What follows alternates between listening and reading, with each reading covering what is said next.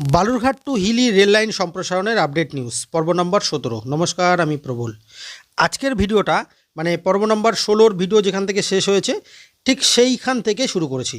এই যে দেখুন, চলুন সামনের দিকে এগিয়ে যাই আর দেখানোর চেষ্টা করি কী কী কাজ হয়ে গেছে, কী কী কাজ হচ্ছে এবং কিভাবে হচ্ছে। চলুন সামনের দিকে এগিয়ে যাই।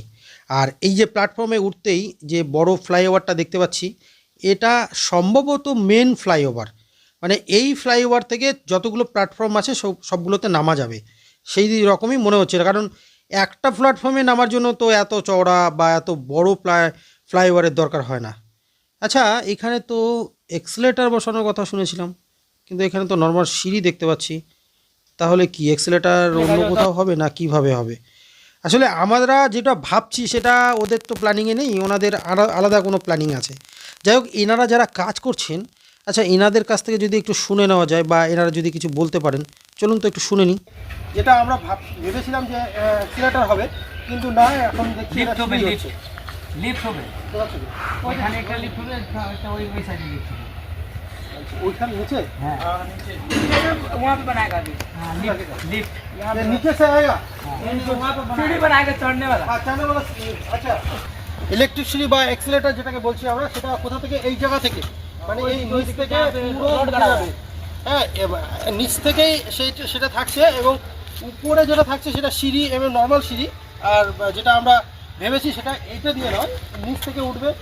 যারা কাজ করছেন এখানে কর্মচারীরা আছেন, তাদের মুখ থেকে আমরা সেটাই জানতে পারছি, তাই তো? যাই হোক, এখানে সিঁড়ি নর্মাল সিঁড়ি হচ্ছে, এখন পরবর্তীতে এক্সেলেটার হবে এনারা বললেন, আমরা শুনেছি। হোক, যদি যেখানে যখন যেটা হবে আমরা ভিডিওর মধ্যে দিয়ে তুলে ধরে আপনাদের সামনে দেখানোর চেষ্টা করব। আমরা সামনের দিকে চলুন এগিয়ে যাই আর দেখানোর চেষ্টা করি। ট্রেন তো এখানে দাঁড়িয়ে আছে, একটা না দুটোকে দেখতে পাচ্ছি। সামনের দিকে এগোলে হয়তো আরও ট্রেন দেখতে পাবো। আর এই যে পুরনো প্ল্যাটফর্মটি, পুরানো যে স্টেশনটা সেটা এই পর্যন্তই ছিল।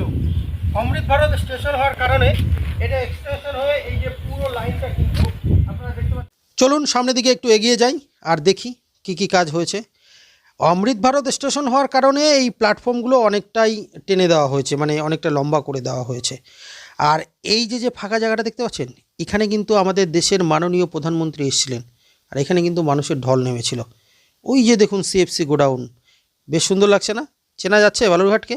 বালুরঘাট নতুন করে সেজে উঠছে চারিদিকে, শুধু এখানে না, বিভিন্ন জায়গায়।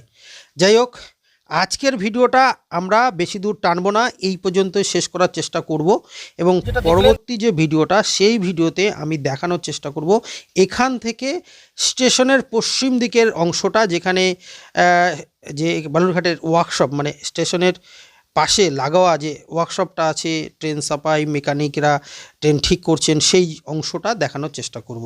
যাই হোক, আজকের ভিডিওটা এই পর্যন্তই। কেমন লাগলো অবশ্যই কমেন্টস করে জানাবেন আপনারা। সবাই ভালো থাকবেন, সকলকে অসংখ্য অসংখ্য ধন্যবাদ জানাই।